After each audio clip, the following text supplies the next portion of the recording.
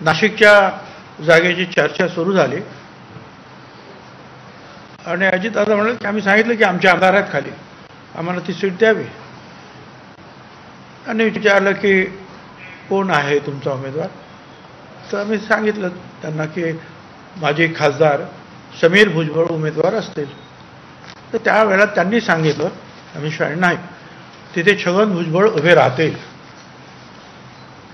म्हणजे मी उभं राहणार, पण मी सीट मागितली नाही. नाही पण ते त्यांनी सांगितली. आणि मग शिंदे म्हणाले की आमची जागा आहे ती, आणि गोडसे तिथे आमचे खासदार. ते म्हणे आम्ही त्यांना समजवू, पण भुजबळ तिथे लढतील. मी म्हटलं थोडा वेळ द्या, उद्या येतो तुम्हाला सांगतो कन्फर्मेशन. दुसऱ्या दिवशी गेलो, म्हटलं काय, ते म्हणे नाही काय दुसरा मार्ग नाही, तुम्हाला लढावं लागेल. आणि मग आम्ही नाशिकला गेल्यानंतर जे आहे चाचपणी सुरू केली. सुदैवाने फार चांगला रिस्पॉन्स मिळाला. म्हणजे मराठा समाज, म्हणजे आमच्या जे पक्षातले तर जिल्हा प्रमुख आणि महिला प्रमुख आणि तुमचे युवक प्रमुख वगैरे बरेचसे जे आहेत, शहर प्रमुख, हे मराठा समाजाचेच कार्यकर्ते. अधिक माझी पर्सनल तिथेच मी असल्यामुळे अनेक चांगले चांगले लोक येऊन मराठा समाजाचे सुद्धा भेटले. आम्ही तुम्हाला सपोर्ट करणार आहोत. ब्राह्मण आणि उच्चवर्णीय जे आहेत त्यांनी सांगितलं आम्ही तुम्हाला सपोर्ट करणार. जे आमचे दलित बांधव आहेत ते म्हणाले तुम्ही आमच्यासाठी काम केलेलं आहे, आम्ही तुम्हाला सपोर्ट करणार. आदिवासी समाजाचे लोक आले, अल्पसंख्याक आले, ओबीसी तर निश्चितपणे सगळेच आले. आणि चांगलं वातावरण जे आहे सुरू झालं. आणि त्यानंतर जे आहे ती बातमी बाहेर फुटली आणि ती चर्चेला सुरुवात झाली की भुजबळ उभे राहणार. आणि मग मला सांगावं लागलं की मला असंच सांगितलं आहे. आणि मग त्याची तुम्हाला माहिती आहे की चर्चा वर्तमानपत्रात, प्रिंट मीडियामध्ये बरेच दिवस चालली.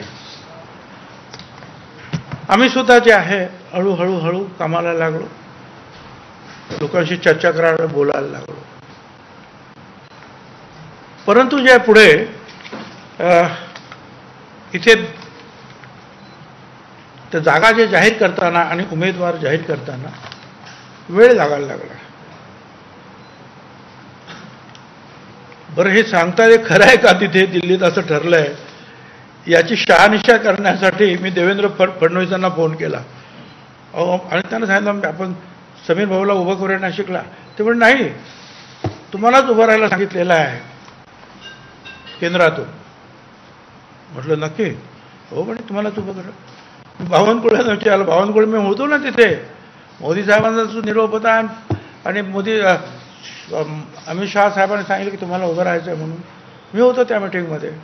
बरं म्हटलं मी जस्ट कन्फर्म करून घेतलं, खात्री करून घेतली नक्की आहे का, आणि त्याप्रमाणे आम्ही कामाला लागलो. आता मला असं वाटलं की पहिल्या आठवड्यामध्ये आता हे आमचं जरी बोलणं झालं तरी नियमानुसार जे आहे पक्षानं युतीनं जाहीर करायला पाहिजे ना ती जागा. पण नंतर कळलं की चर्चा सुरू झाल्या.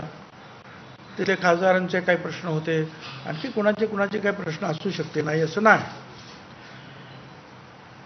पण पहिल्या आठवड्यात झाला नाही, पण दुसरा गेला, तिसरा गेला, आणि तोपर्यंत 3 आठवडे मागच्या, कारण साधारण होळीच्याच दरम्यान विरोधी पक्षाचे जे आहेत महाविकास आघाडीचे उमेदवार जाहीर झाले आणि ते कामाला लागले. म्हणजे आज जवळजवळ 3 आठवड्यापेक्षा जास्त ते त्या नाशिक लोकसभा मतदारसंघामध्ये फिरत आहेत आणि त्यांचा प्रचार फार पुढे सुद्धा गेलेला आहे. आणि अजून सुद्धा जे आहे ह्या चर्चेच्या या गुऱ्हाळातून नाशिकचा काही तिढा सुटलेला दिसत नाही. आता जेवढा अधिक उशीर होईल तेवढं नाशिकच्या सीटचं जे आहे नुकसान सुद्धा होऊ शकतं. त्याच्यामुळे ताबडतोब निर्णय घेणं मला वाटतं गरजेचं आहे.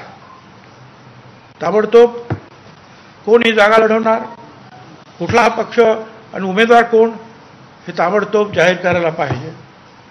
नाहीपेक्षा उगीच अडचण निर्माण होईल त्या जागेमध्ये. कारण समोरचे पक्ष जे आहेत जो कामाला लागलेले आहेत. आता हे सगळं पाहिल्यानंतर हा 1.5 लाख आहे संदिग्धता